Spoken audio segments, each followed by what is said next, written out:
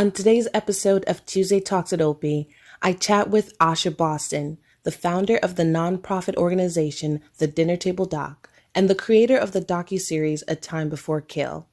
We dive into her creative mind and how she confidently brings authentic stories to life. Join us for today's conversation.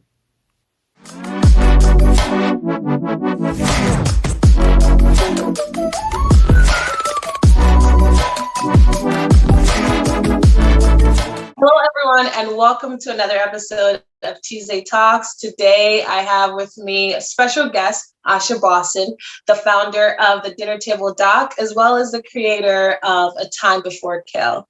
Welcome, Asha. Thank you so much for having me, Opie. It is so good to see you. A little backstory. Asha and I were actually roommates in 2013 when we both studied abroad in Paris, which was an amazing experience. And from there, I have seen you do so much amazing work in your community. I'm always impressed with everything that you do. And it's always so focused on just improving the lives of others. You're just a giver.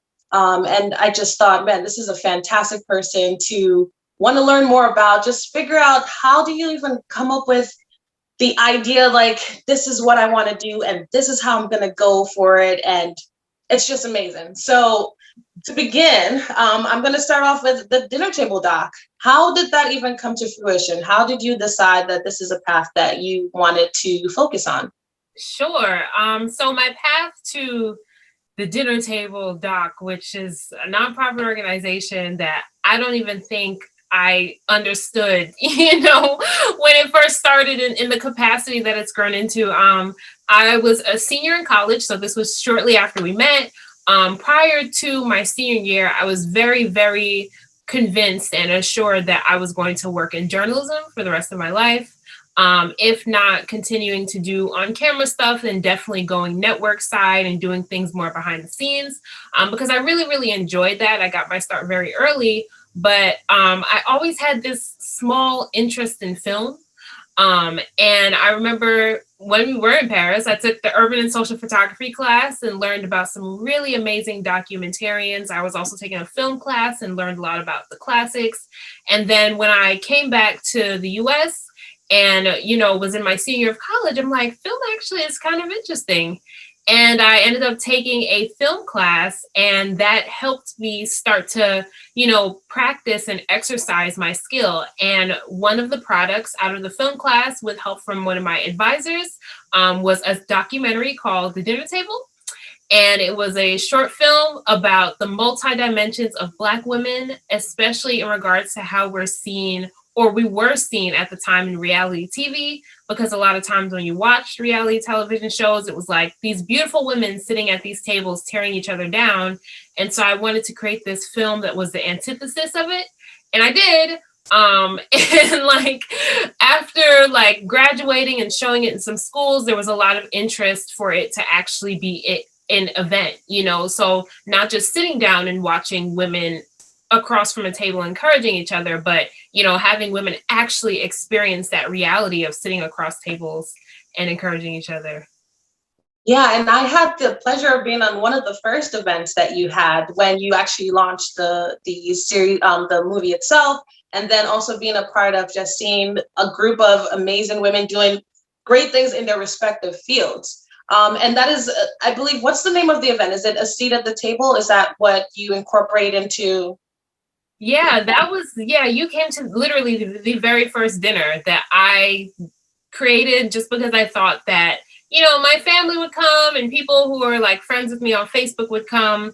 And I remember being so surprised that in a space that could hold 65-ish people, we had 92 people. It was packed. I was like, oh, this is so different. I didn't really think that this was going to be this successful. And so immediately I hit the ground running to create another event, and it was called A Seat at the Table.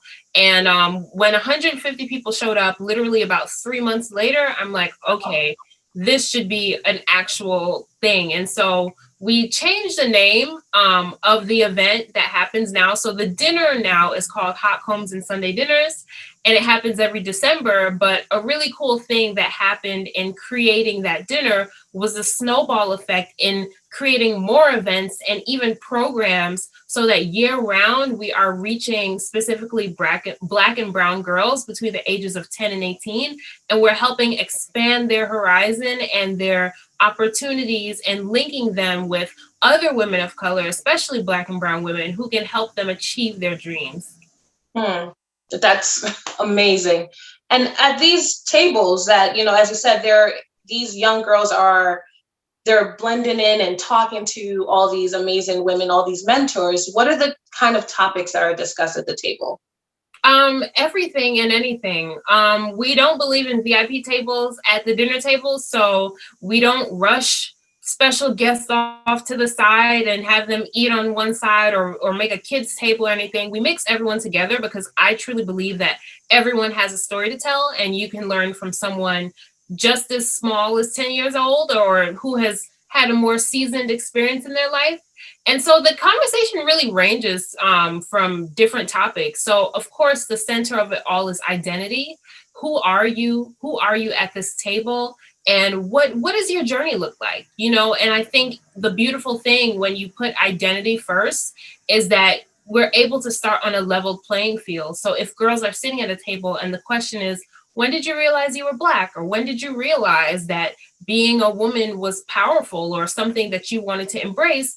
All of a sudden, it takes down this idea for the younger girls that I'm talking to this person who's in a space I can't attain. And then especially for the older women, it takes down this idea that I have to preach to this younger girl. It's like, no, we all start at the same place. Sometimes we're still standing in the same place when it comes to insecurities and fears. And that's okay. I feel like it's important to recognize the fact that growth can happen at any age. And so the fact that these conversations can be curated in that space make me really hopeful for the next generation. And you've been doing this since 2014, correct? Yes. And within that, you've helped over 500 girls, through your mentorship program, as well as creating those career and college opportunities. Now, with the pandemic going on, which is still going on, how has that affected those events that are usually in person, communicating with all these mentors in person? How have you adapted to the pandemic? Yes. Well, at first it was very hard. We took a very, very hard blow because we just became, as of last year, we became Department of Education vendors for New York City, which allows us to legally contract into schools to be either an after-school program, or if the school decides that they need a class in a certain space for us to help their students during the daytime, we could do so. And so last year was our first year in full being one, but a lot of the schools that we started with, the time was cut very short due to, the abruptness of the stay-at-home order and the switch to remote learning. And so it was really sad to lose some of the girls that we were just getting to know, because not everyone was able to make the transformation, to make the switch to technology, because, not everyone has a computer at home, or not everyone has strong internet, or sometimes the family situation is just not conducive to that student being able to sign on every day. Yeah. And so that really hurt to know that there were so many girls that got left behind in that switch. And so it made me very eager to want to create some virtual spaces online so that we can continue to reach our audience the best way that we know how. So we switched all of our events to virtual events, and it almost expanded our audience, because now we can not only serve girls here in New York City, but we can reach girls in Louisiana and California and Texas and Florida. We can literally reach girls anywhere. And so that was a really beautiful part of it. And I hope that as things continue to progress in the way that we socialize, and hopefully ease out of social distancing one day, or having to be so separated, that, we continue to keep our feet on the ground in the different areas that we touch during this time. Fantastic. Like I'm speechless because it takes a lot to just kind of assess a situation and then see, okay, this is the problem that we need to fix, and then find the solutions and way to adapt it. And you've done that remarkably. My sister even took advantage of one of the summer programs that you did this year. Oh, well, last year now. And she loved it. She was so engaged, and it led her to something else. So, that is what I believe your purpose is. It's like you're just always finding new ways to help someone, and that's just incredible. So I want to lead on to another project that you actually then did after that, was A Time Before Kale. And that's something, again, that I feel like you probably already had in the back of your mind, and then you finally said, okay, time to face it head on. The title is very interesting. First, how did you even come up with the title, and what is the idea behind A Time Before Kale?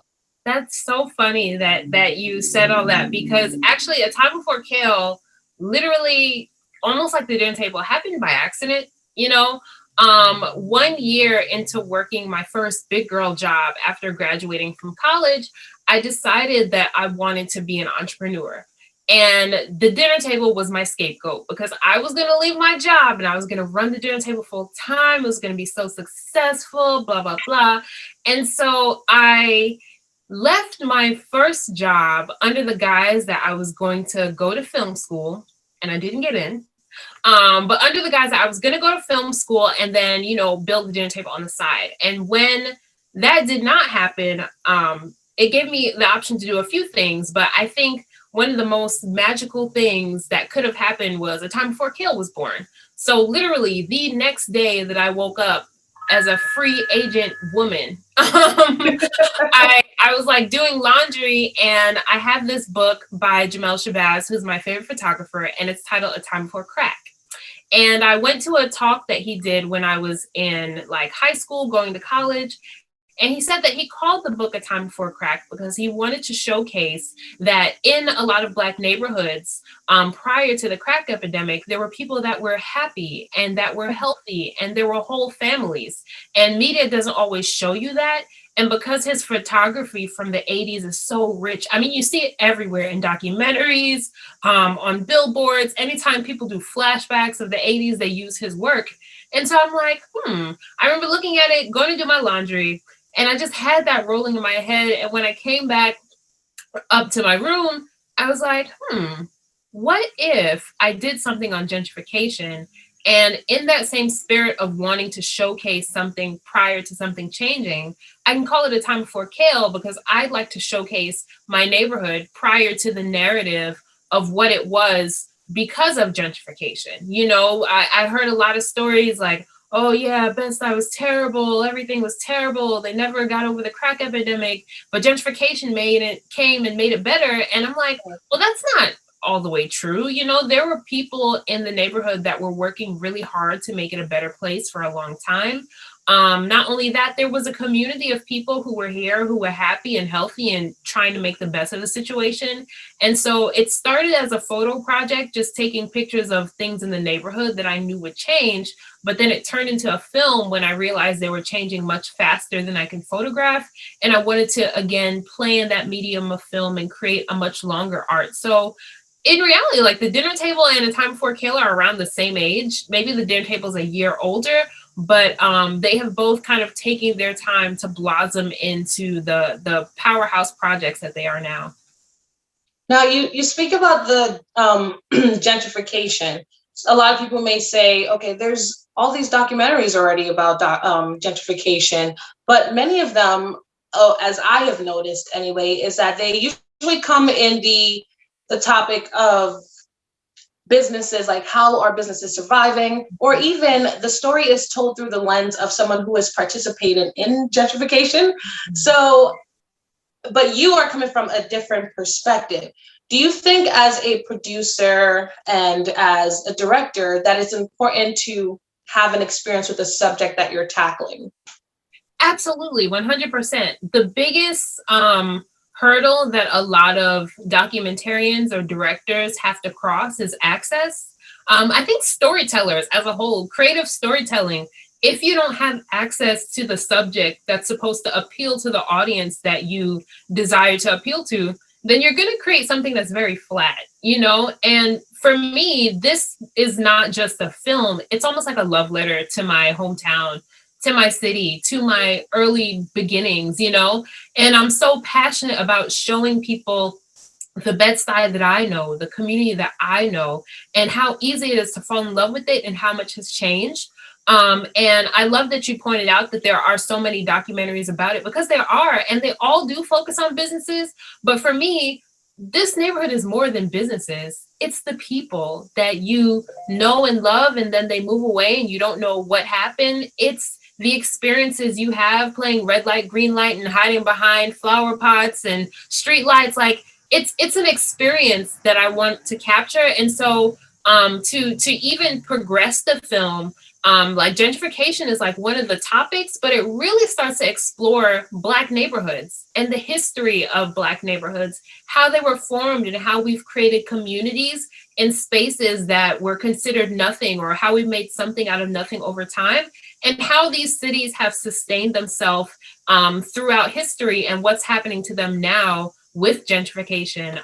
So it's a really beautiful story that I'm excited to see become a series. You know, like, we're starting the pilot episode in Bed-Stuy and home because, you know, that's where I'm from. But I'm also excited to learn more about other places like Tulsa, Oklahoma, you know, like Los Angeles, like Atlanta, who all have very, really rich and beautiful histories about, you know, the Black people that lived there even pre the 19th century. And so it's a really cool series. That's yeah. I mean, I'm again, like I said, I am so impressed with you. I am and you always have that camera with you at all times. So you were always capturing something. So I know that there's always a story that you are always wanting to tell. And I wonder if that is also the concept behind your collaboration with Nike by You, a story, like you told a story through the sneaker that you created. Can you tell us a little bit more about that? Sure. So in 2019, I had the opportunity to work with Nike's Nike by You program. They were looking for storytellers and creators from New York to tell a New York story on a shoe. And, you know, I just kind of gave it a shot, and I was really shocked when I was chosen to be one of 28 creators. And then when it came to the shoe, I just wanted to tell a story that was authentic. And so I weaved in A Time Before Kale by talking about transportation and the subway system. And I created a shoe called the R46, which is an Air Max Reacts 270. And it's shades of orange that are reminiscent of the orange on the R46 A train car.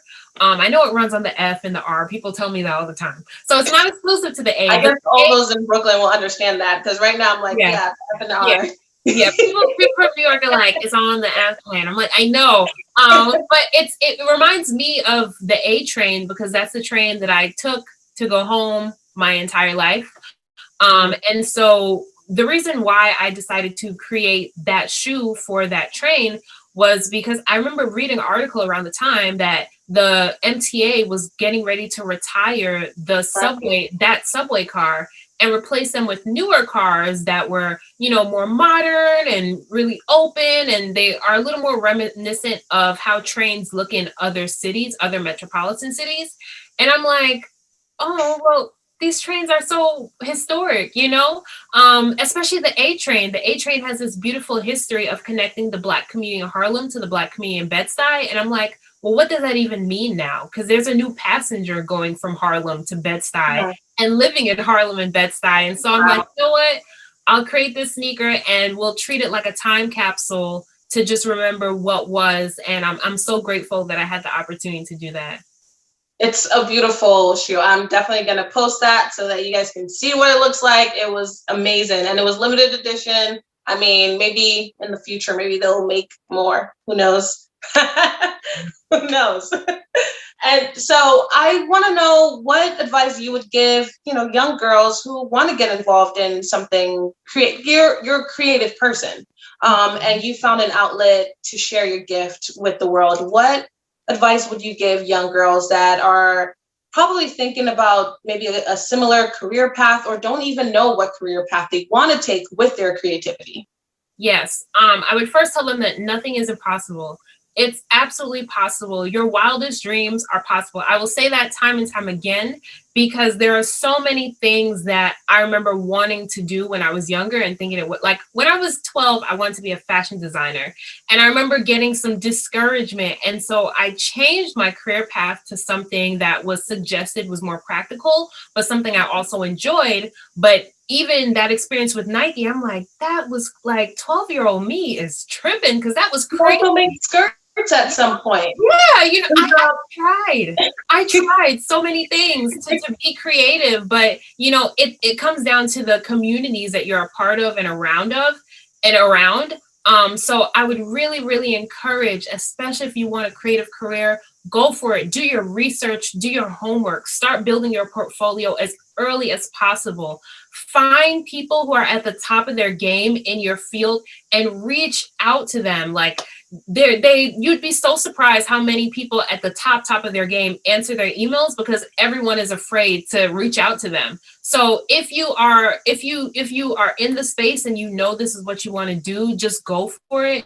I hate to sound generic, but like that's the best advice that I can give, because sometimes like when you don't believe that something is possible, you give up and you count it out completely without even exploring all of the options that you have. So there's a huge need for more Black and brown, especially women creators in the creative space. There is money there. Don't let anybody tell you any different. There is no such thing. Well, I shouldn't say there's no such thing as a starving artist. That's real. But when you hit your niche and you get into the right space, in the creative space, like people are paid sometimes $300-$500 a day to do a single creative job. Like it's out there. You just have to get to it. Right. And how do you find the confidence to go and, like you said, emailing that person? Like, how do you do it? How do you do it? How did you find the confidence to just go out there and just talk to the people that are in the top of their field? Yeah, I was watching this interview with Raven one time on Wendy Williams, and I can never find it again, but I'm glad I saw it when I did. And Wendy was asking her how come she was so confident and what makes her go out for things. And she's like, because honestly, what's the worst that someone can tell you? No. And then what? And I was like, true. Like, what's the worst somebody could tell you? No. And Right. so I kind of adapted that mindset and said, like, the worst that can happen is someone says no. And I could just move on. That's the wrong person. Like, you're just talking to the wrong person. You just have to find the right person for you, the right opportunity.